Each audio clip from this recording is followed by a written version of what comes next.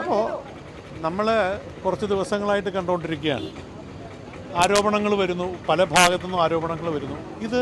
ഈ ആരോപണം ശക്തമായിട്ട് ഇങ്ങനെ കൂടിക്കൊണ്ടിരിക്കുന്നത് അമ്മയുടെ തലപ്പത്തിരിക്കുന്ന മെയിനായിട്ടിരിക്കുന്ന ആൾക്കാരെ കേന്ദ്രീകരിച്ചാണ് വരുന്നത്.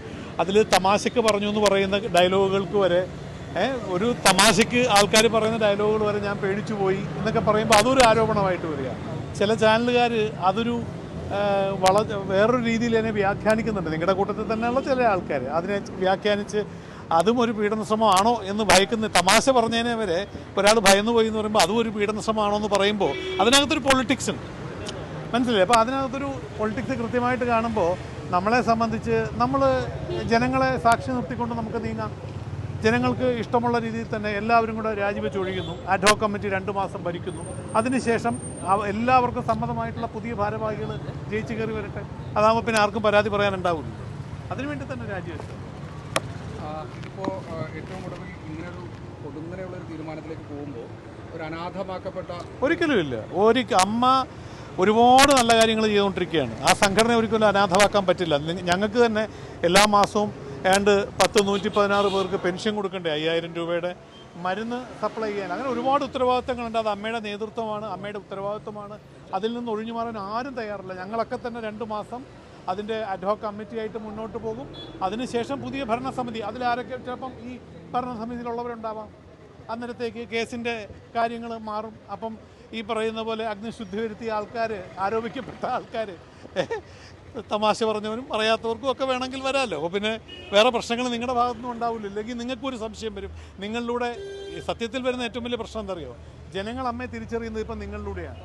നിങ്ങളുടെ ചാനലിലൂടെ കണ്ടുകൊണ്ടാണ് കേരളത്തിലെ 3.5 കോടി ജനം അമ്മയെ ഇവാലുവേറ്റ് ചെയ്യുന്നത്. അപ്പോൾ നിങ്ങൾ ഉപയോഗിക്കുന്ന ഓരോരുത്തരും പറയുന്ന ഭാഷയ്ക്കനുസരിച്ചാണ് അമ്മയെ വിലയിരുത്തുന്നത്. അപ്പോൾ നമുക്കൊരു കൺഫ്യൂഷൻ വേണ്ട. ഞങ്ങളുടെ ഭാഗത്ത് ഞങ്ങൾ സത്യസന്ധമായിട്ട് പോകുന്നു.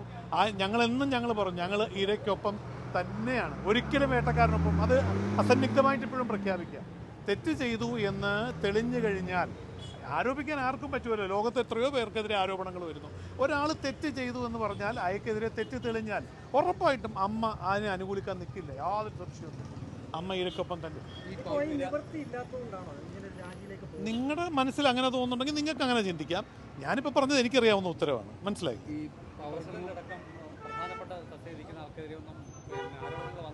വന്നില്ല.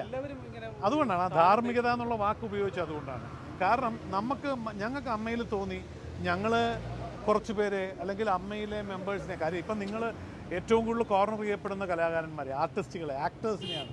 അതിൽ അമ്മയുടെ തലപ്പത്തിരിക്കുന്നവർ തൊട്ട് ആരോപണത്തിൽ വരുന്നു. ഞാൻ നേരത്തെ പറഞ്ഞില്ല, ഒരു ഉദാഹരണം, ഒരു തമാശ പറഞ്ഞതുപോലും നിങ്ങൾക്കറിയാമായിരിക്കും. കഴിഞ്ഞ ദിവസം ഒരു തമാശയല്ല, ശരിക്കും ഒരു ലൊക്കേഷനിൽ ഒരു ടെക്നിക്കൽ ഭാഗമായിട്ട് ഒരു ഷൂട്ട് നടക്കുമ്പോൾ ഒരു സീക്വൻസിൽ ഇപ്പം നമ്മൾ ഒരാളെ കാണിക്കുമ്പം ഒരു പാവപ്പെട്ടവൻ്റെ വേഷത്തിൽ ഒരു എന്നെപ്പോലത്തൊരു തടിയൻ വന്നാൽ അത് മാച്ച് ആവില്ല ക്യാരക്ടർ എന്ന് പറയും. അപ്പം നമ്മൾ എന്ത് ചെയ്യാൻ പറ്റും? നമുക്ക് ഒന്നില്ലേ ഡൾ ചെയ്യാം, ഇല്ലെങ്കിൽ മേക്കപ്പിൽ മാറ്റം വരുത്താം. അങ്ങനെ മാറ്റം വരുത്തി വരുമ്പം ഇപ്പോൾ കണ്ടാൽ ആ ക്യാരക്ടറിന് ആപ്റ്റായി എന്ന് പറയുന്ന പോലെ ആ ഒരു പരാമർശം ഉണ്ടായപ്പോൾ അത് ആ അഭിനയിക്കാൻ വന്ന കുട്ടിക്കൊരു ചെറിയ പേടി ഉണ്ടായി. അതിന് ഞാൻ ആ കുട്ടിയെ കുറ്റം പറയില്ല. പക്ഷേ അത് ഒരു ചാനലിലിരുന്ന് പറഞ്ഞപ്പം അതും ഒരു പീഡന ശ്രമമായിട്ട് ക്ലാസിഫൈ ചെയ്യും. അപ്പോൾ അങ്ങനെയൊക്കെ വരുമ്പോൾ നമുക്ക് തന്നെ ഒരു വിഷമം, അതൊരു വിഷമം ഉണ്ടാക്കുന്ന കാര്യങ്ങളല്ലേ. ഈ ആരോപണങ്ങൾ നേരിടാൻ മാത്രമായിട്ട് ഞങ്ങളൊരു വശത്ത് നിൽക്കുമ്പം തെറ്റ് ചെയ്യാത്ത ഒരു വലിയ 506 മെമ്പേഴ്സിൽ ഈ ആരോപണം വരുന്നത് തലപ്പത്തിരിക്കുന്നവർ തൊട്ട്, അപ്പോൾ അത് സംഘടനയ്ക്ക് മൊത്തത്തിൽ ഒരു വിഷമം ഉണ്ടാക്കുന്ന കാര്യമായപ്പം നമ്മൾ ആലോചിച്ചെടുത്ത തീരുമാനമാണ് എല്ലാവരും ഒഴിഞ്ഞു മാറുക. അഡ്ഹോക് കമ്മിറ്റി, ഇതിൻ്റെ ഭരണം പോകരുത്, അഡ്ഹോക് കമ്മിറ്റി മുമ്പോട്ട് കൊണ്ടുപോട്ടെ.